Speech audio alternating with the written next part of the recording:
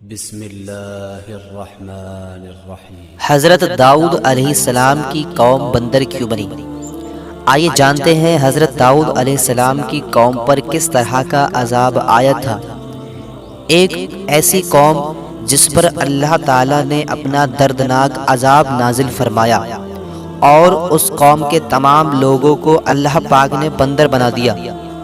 آخر اس قوم کے لوگ ایسا کون سا گناہ کرتے تھے جس کی وجہ سے اللہ تعالیٰ نے ان پر یہ دردناک عذاب نازل فرمایا، اور یہ لوگ بندر بننے کے بعد کتنے دن تک زندہ رہے، اور پھر اس کو کس طرح دردناک موت آئی، اور جب یہ لوگ بندر بن گئے تو یہ اپنے عزیز و اقارا کو دیکھ کر ان سے کیا کہتے تھے، اور کیا آج کے دور میں پائے جانے والے بندر اسی قوم کی نسل سے ہیں؟ ان تمام سوالوں کے جواب قرآن و حدیث کی روشنی میں آج کے قصے میں ہم آپ کو بتانے جا رہے ہیں۔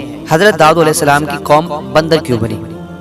انسانوں کے بندر بننے کی ابتدا حضرت داؤد علیہ السلام کے دور سے ہوئی۔ اس واقعے کا پس منظر کچھ اس طرح ہے۔ حضرت داؤد علیہ السلام اور ان کی قوم سمندر کے کنارے الا نامی ایک بستی میں رہتے تھے، اور ان کی تعداد تقریباً 70,000 کے قریب۔ یہ قوم بڑی ہی خوشحال تھی اور اللہ پاک کی بہت زیادہ فرما برداری کیا کرتی تھی۔ اس قوم کو اللہ پاک نے بے شمار نعمتوں سے نوازا تھا، اور ہر طرف ہرے بھرے باغ تھے، اور ہر طرف ہریالی ہی ہریالی تھی، اور اللہ تبارک و تعالیٰ کی بے پناہ کرم نوازی تھی، اور یہ لوگ اپنی اس دنیا میں بہت ہی زیادہ خوش تھے۔ حضرت داؤد علیہ السلام کی قوم چونکہ سمندر کے کنارے رہتی تھی، اور اللہ تبارک و تعالیٰ کا ان پر اس قدر کرم و اکرام تھا کہ سمندر کے اس کنارے پر بے شمار مچھلیاں آتی تھیں جن کا یہ لوگ کاروبار کیا کرتے تھے اور بہت ہی خوشحالی والی زندگی گزارتے تھے۔ قوم داؤد سے اللہ تعالیٰ کا امتحان۔ دوستو، جب یہ قوم اللہ پاک کی مہربانیوں کی وجہ سے خوشحال ہو گئی تو یہ قوم اللہ پاک کی نافرمانیوں کی طرف اتر گئی اور طرح طرح کے گناہوں میں مبتلا ہو گئی، اور پھر اللہ پاک نے ایک دن اس قوم کا امتحان لینے کا ارادہ کیا، اور حضرت داؤد علیہ السلام کو وحی بھیجی کہ اپنی قوم سے کہہ دیں کہ ہفتے والے دن مچھلی کا شکار کرنا بند کر دے، اور اس طرح اللہ تعالیٰ نے حضرت داؤد علیہ السلام کی قوم پر ہفتے والے دن مچھلیوں کا شکار کرنا حرام کر دیا، اور پھر یہاں سے اس قوم کی بربادی شروع ہو گئی۔ دوستو، حضرت داؤد علیہ السلام نے اپنی قوم کو بتایا کہ اللہ تعالیٰ نے ہفتے والے دن مچھلیوں کے شکار کو حرام قرار کر دیا ہے، تو وہ لوگ بہت ہی زیادہ پریشان ہو گئے، اور ساری قوم سر جوڑ کر بیٹھ گئی، کیونکہ ہفتے کا دن ہی تو وہ دن تھا جس میں مچھلیاں بہت ہی زیادہ تعداد میں آیا کرتی تھیں اور خود بخود کنارے پر آ جاتی تھیں، اور باقی دنوں میں بہت ہی کم یعنی نہ کے برابر مچھلیاں پکڑ میں آتی تھی۔ ساتھیوں، اس قوم کا گزر بسر چونکہ مچھلیوں کے شکار پر تھا، اس وجہ سے اللہ تعالیٰ کا یہ حکم سن کر یہ قوم پریشان ہو گئی۔ یہ لوگ اس بات سے بے خبر تھے کہ یہ صرف اللہ کی طرف سے ایک امتحان اور ان کی آزمائش ہے۔ شیطان کا وسوسہ۔ دوستو، پھر شیطان نے ایک دن ان کے دلوں میں وسوسہ ڈالا کہ سمندر سے نالیاں نکال کر خشکی میں بڑے بڑے حوض بنا لیجئے۔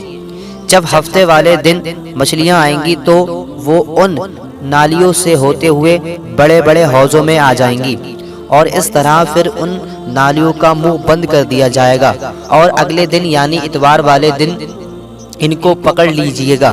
شیطان نے اس قوم کے لوگوں کو برگلایا کہ اس طرح ہم ہفتے والے دن شکار سے بچ بھی جائیں گے اور مچھلیاں بھی ہمارے ہاتھ آ جائیں گی۔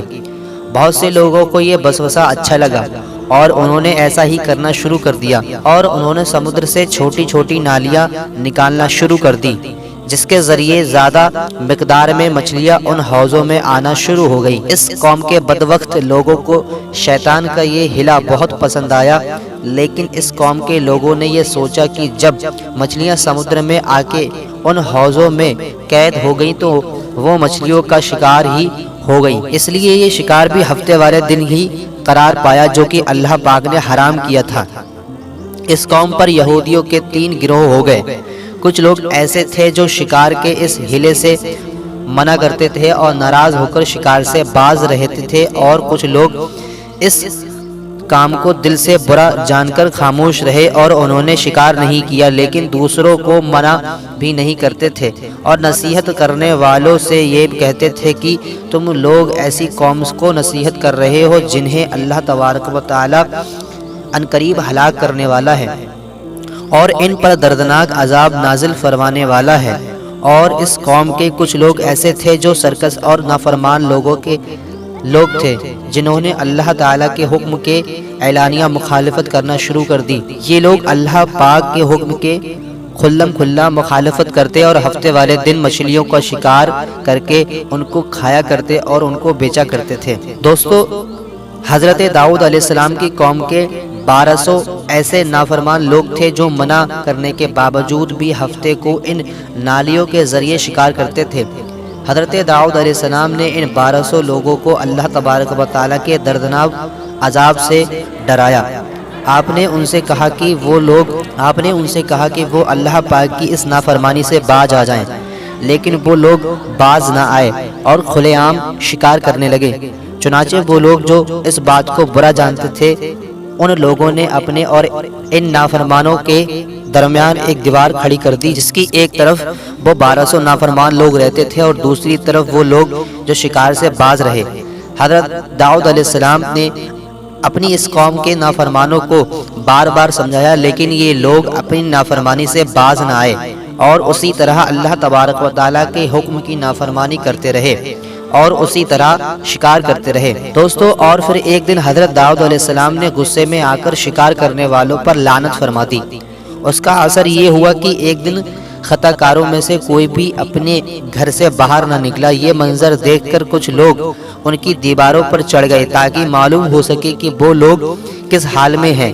جب ان لوگوں نے ان نافرمانوں کو دیکھا تو وہ سب کے سب بندر کی شکل میں بدل چکے تھے۔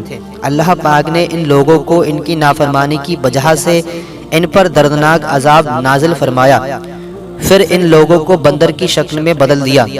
جب لوگ ان مجرموں کے گھر دروازے کھول کر اندر داخل ہوئے تو وہ لوگ اپنے رشتہ داروں کو پہچانتے تھے اور اس کے پاس آ کر ان کے کپڑوں کو سونگھتے اور زار و قطار روتے تھے، لیکن وہ کچھ بول نہیں سکتے تھے۔ اللہ تبارک و تعالیٰ کے ان نافرمان بندر بن جانے والے لوگوں کی تعداد 12,000 تھی۔ ان 12,000 لوگوں نے اللہ تبارک و تعالیٰ کی نافرمانی کی اور اللہ تبارک و تعالیٰ نے ان کو بندر بنا دیا۔ اللہ تبارک و تعالیٰ سورہ بقرہ میں ارشاد فرماتا ہے، اور بے شک ضرور تمہیں معلوم ہے تم میں سے وہ جنہوں نے ہفتے میں شرکسی کی اور ہم نے انہیں فرمایا کہ ہو جاؤ بندر۔ اس طرح حضرت داؤد علیہ السلام کی قوم کے 12,000 نافرمان لوگ بندر بن گئے۔ یہ لوگ 3 دن تک زندہ رہے اور اس دوران یہ نہ کچھ کھا سکتے تھے اور نہ کچھ پی سکتے تھے، اور یوں ہی بھوکے پیاسے سب کے سب ہلاک ہو گئے اور 3 دن کے اندر سب کے سب مارے گئے۔